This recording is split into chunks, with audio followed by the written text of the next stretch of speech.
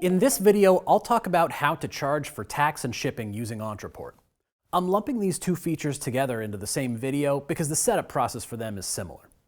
I'll start with taxes. There are 4 steps. First, determine if you need to charge tax. Second, add taxes onto either a manual order or an order form. Third, set up your tax conditions.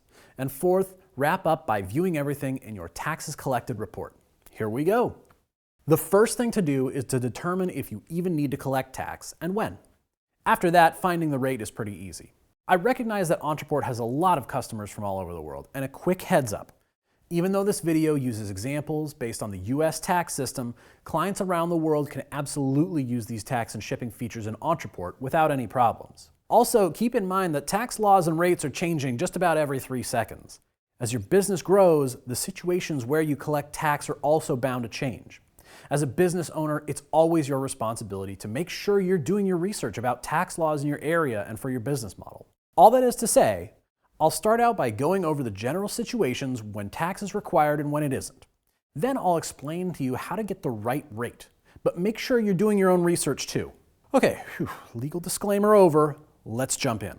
When you're figuring out whether or not to charge taxes, there are 3 major factors to think about. First, your product. You may or may not need to tax your product depending on what you sell. For example, most physical products in most states require a sales tax, but services are more variable. Number 2 is your location.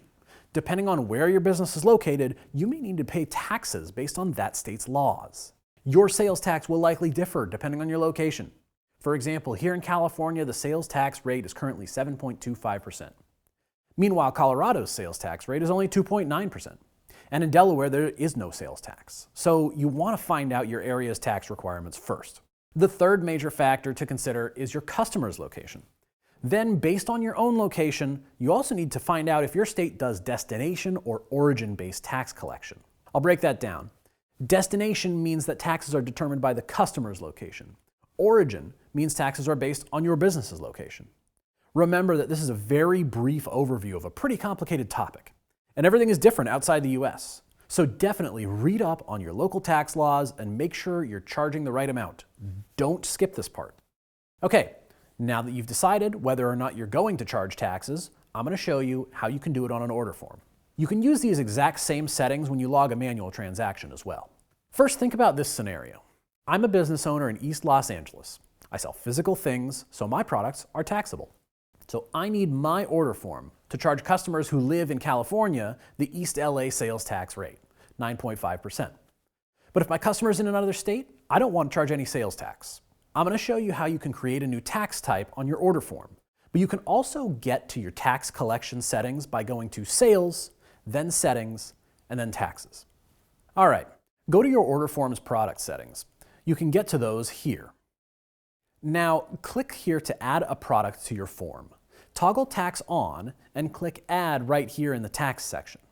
Then click New Tax Type. Add something here for the tax type name. I'll add East LA. Now add your tax rate. Mine's 9.5%. Now hit Save. Great, but I'm not quite done yet. Right now, this 9.5% sales tax will apply to all my customers, no matter where they're coming from.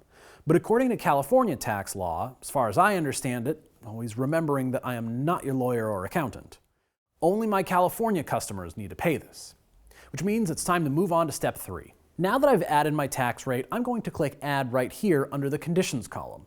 Go ahead and add a new condition. I'm going to add the condition, State is equal to California, then Save.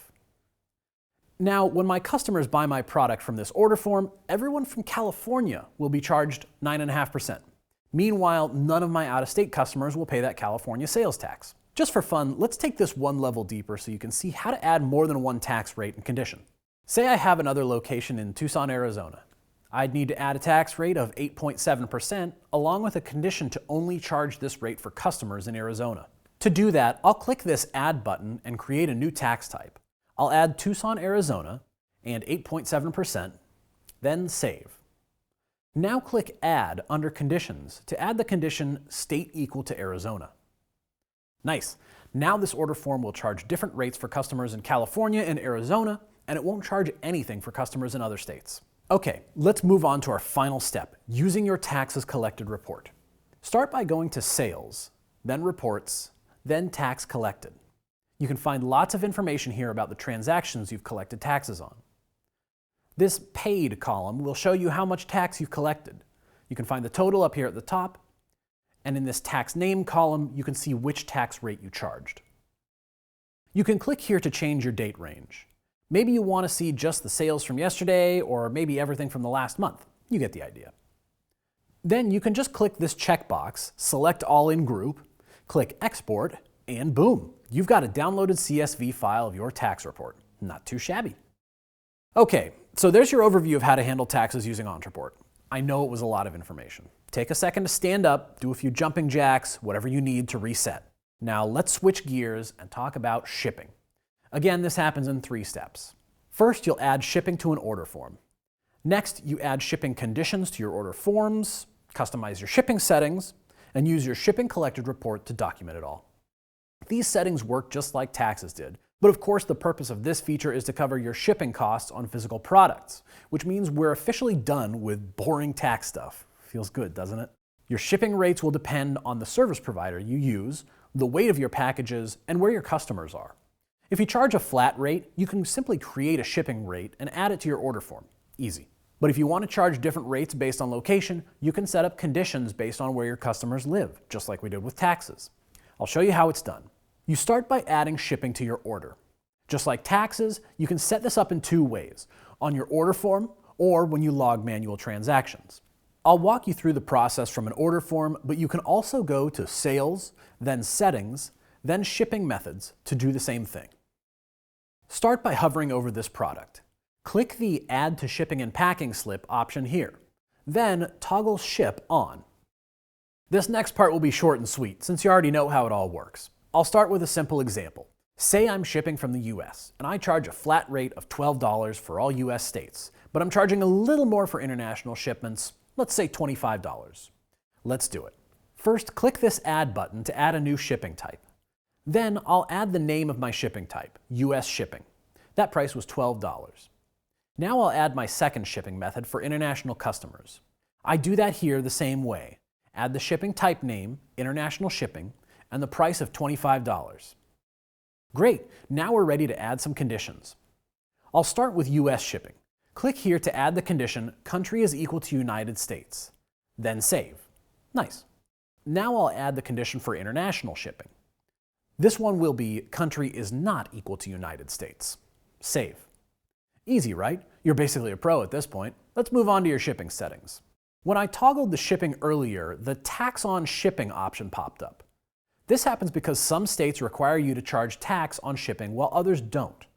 So if you're selling from one of those states that does tax on shipping costs, toggle this on. There's another setting that shows up here for recurring payments, like subscriptions or payment plans. Charge shipping each time on recurring orders.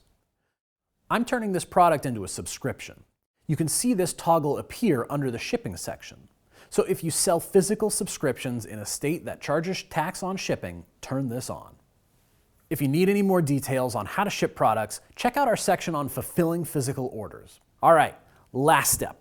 You also have a shipping collected report, and it works a lot like the taxes collected report. I'll show you how to use it. You'll find your shipping collected report here with the rest of your sales reports. This report helps you sort out your shipping charges. You can organize it all by contact or by shipping name like this. Click here to choose your time frame. You'll also use this data to consolidate your records or figure out if you need to change your shipping rates. And you can always download a CSV file to keep for your records, just like you did with the taxes collected report.